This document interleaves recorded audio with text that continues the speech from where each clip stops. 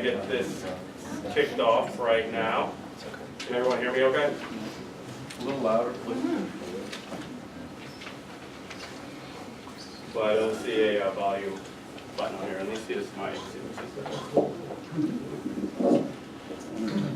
Thank you. Much better. Thank you, guys. Well, I just want to kick things off and welcome everyone here this evening. My name is Jeffrey Ferguson. I am the co-chair of the Finance and Investing Committee, and we throw events like this throughout the year.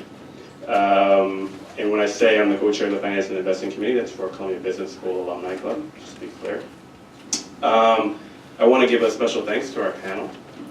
We really appreciate you guys taking the time out of your busy schedules to be here and share your insights on investing with this audience this evening. And I also want to thank all of you here today for coming out. It's not that cold yet, so it's not too bad. You know, this is an area that I'm actually personally interested in.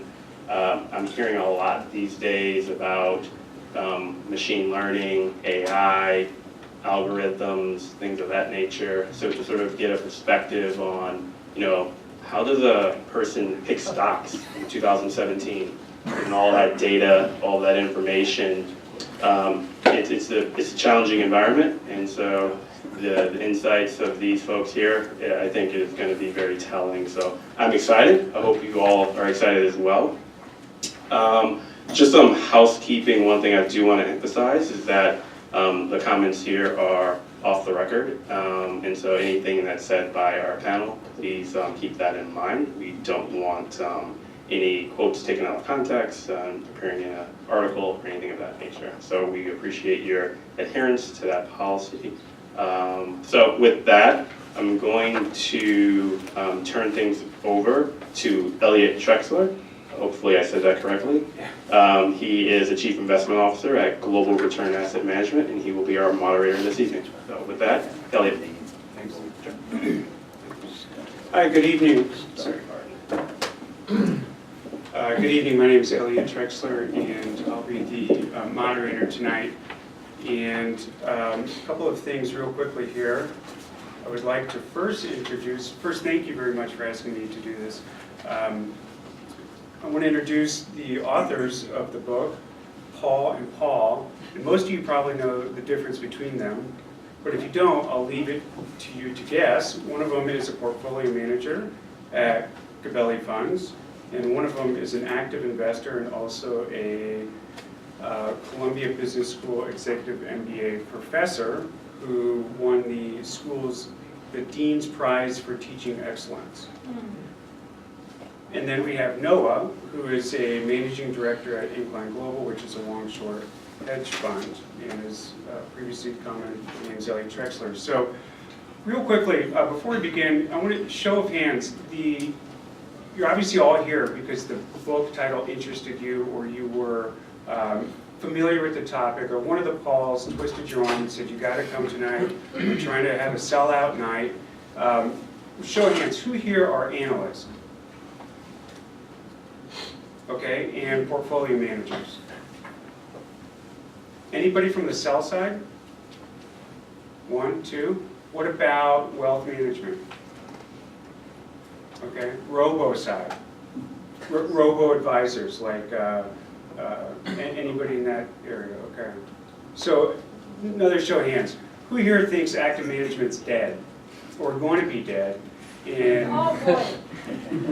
the next 10 years? 3 hands, 4 hands, 5 hands? Just hands, okay. I think you need to ask is, how many of you think active management is dead? Is currently dead. Okay. Are you going to be controversial from the very beginning? I'm really not the moderator, I'm the instigator. Yeah.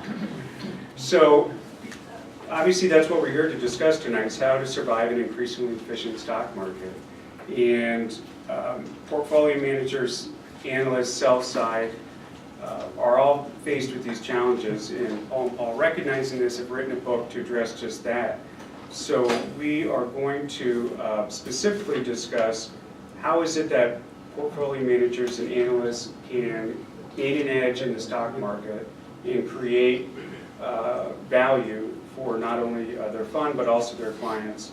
So the format, they'll do a fantastic 10-minute presentation, and then we'll go into a panel discussion where Noah will join us in discussing that. So, and then no questions during the presentation, but obviously please jump in when the panel discussion begins. With that, I give you Paul and Paul. Thank you. We're probably going to do a 20-minute mediocre presentation rather than a 10-minute great presentation, because it would be really fast. I'd like to introduce myself as Penn Gillette, and this is my cohort Teller. He won't say anything during the presentation. I'll do all the talking. And you guys will start to see who the arrogant professor is. All right. We appreciate the opportunity to talk to you. Paul and I started this journey to write this book 4 years ago, almost to the day. We met up at the Graham and Dodd breakfast in October of 13 or 14 or sometime a long time ago. And Paul came up and we were just chatting afterwards. Miles, my very good friend Miles Thompson, is here from Columbia University Press. And we were talking and I said to Paul, what's up? And he said, I'm going to write a book. And I said, you're a better man than I. I always wanted to write a book, but I don't have the time or energy. What's the name of your book? And he said, The Perfect Pitch. And I laughed, and he said, why are you laughing? I said, oh, I always wanted to write a book called The Perfect Investment. And he said, well, let's write a book together. And I was like, that's a really dumb idea. We emailed that day, and by the end of the day, we were writing a book called Pitch the Perfect Investment together. And 4 years later, we wrote it. Paul and I have known each other for 22 years, a little bit over 22 years. He's a former student of mine. I started teaching when I was 11 years old. For you that want to do the quick math. And we've stayed friends ever since. We have a lot of respect for each other. We were good friends before we started the book, and we spent 4 years working together. And we talk on the phone every day. I mean, every day. He has ADD, and I don't. And so it's really interesting. We like each other better now than when we started. How about that? And we still talk about it every day every day. So, we want to run you through part of the book. This book is 500 pages. It has 320 images in it. It's in color. It's not your typical finance book. It's got a lot of girth. Those of you who've had a chance to order it on Amazon for $39.09, we appreciate it, but it's highly recommend the book. We'll run you through part of it. Okay, let's get started. All right, we split the book into 4 sections, although really the culmination is pitching. We had to build some pieces there. And originally we weren't going to write parts of the book, but we realized we needed those early parts, the valuation stuff, because it feeds into the way we think about market efficiency, how we think about getting an edge, and at the end, ultimately, a pitch. So we split it into 4 parts. First part is how you think about valuing an asset, ultimately valuing a security. Big takeaway, you need to think about ranges of value rather than precision. The second part is how the market prices securities. If the price and value equal each other, you shouldn't be an active manager. You're just going to throw good time and money after return. You won't get any additional return from that activity. So understanding how the market prices versus how you set value is very critical. We then layered in research and risk, which we think are mirrors of the same issue. We'll touch on, I don't think we'll touch much on it tonight. And then ultimately pitching, which is how analysts and portfolio managers communicate. Now tonight we're going to really focus on the second section, which is how we think about market efficiency, how the market prices securities, how to get an edge, and how to survive in an increasingly efficient market. Oh, and these little circles correspond to the chapters in the book. All right, we're assuming that everybody's in search of alpha. Now, we've gotten some pushback on this, but if you're not adding value to the portfolio, you shouldn't be actively managing. We call that alpha. Other people call it other things. But for us, and tonight, when we talk about alpha, it's the idea of adding value to the portfolio. If you don't add value to the portfolio, you shouldn't be charging an active management fee. The key is, go ahead, the key is that the search for alpha really is this, and we're going to pound away at this, the search for a variant perspective. You as an analyst, you as a portfolio manager, the only way you're going to be able to find a mispriced stock is if you can identify and articulate where the market is wrong, which ultimately means your ability to articulate a variant perspective. We're going to talk about that today. There's only 2 ways to get an edge. Well, there's a couple ways to get an edge. There's only 2 mispricings. Either you have a better sense of value, or you have a better sense of the time it will take for the stock to realize that value, or I guess a combination of the both. But it's you have to either have a better sense of value or a better sense of the timing for that value to be realized. Otherwise, you don't have a mispriced stock, you don't have a variant perspective. Go ahead. The problem is that all of the individuals have been chased from the market. So rather than millions of individuals pricing stocks and buying and selling stocks, you have tens of thousands of highly trained, highly motivated, very smart, hardworking portfolio managers. And so you no longer have this easy market. You're competing against other very competitive investors. Go ahead. The other problem you have is something called the listings gap. So if you go back 20 years ago, there were 7,300 stocks listed on organized exchange in the US. If you adjusted for GDP or economic activity, that number should probably be closer to 10,000 today. The problem is it's down to 3,600.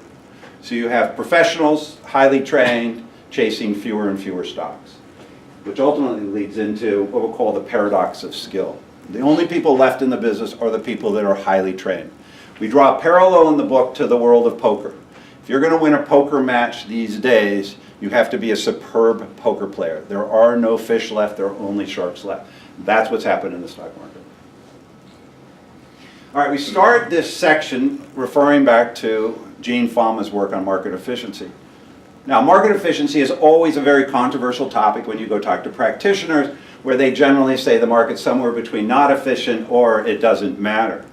And what Paul and I found is that this is actually a very good way to think about edges.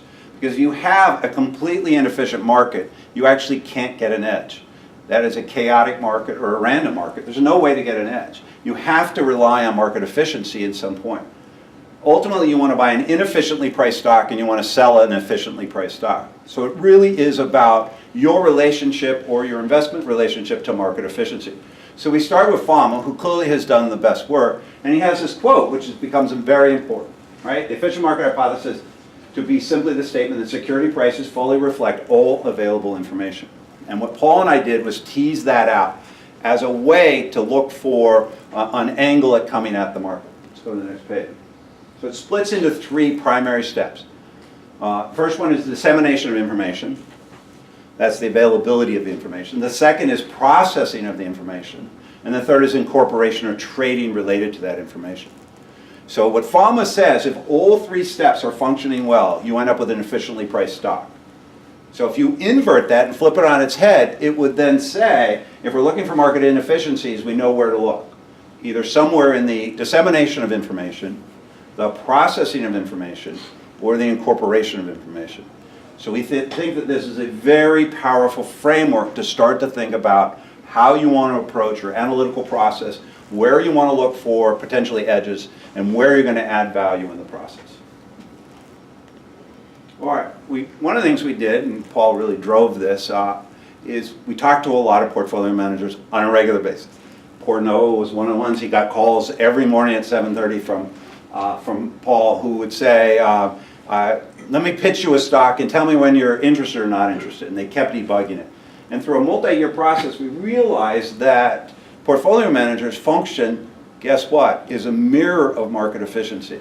They take in information, they process that information, they then arrive at an estimate. We're using that as a proxy. Some people don't do it exactly this way, but they have a processing. And then they articulate that, express that opinion in the market. Those mirrors Fama's three steps of market efficiency.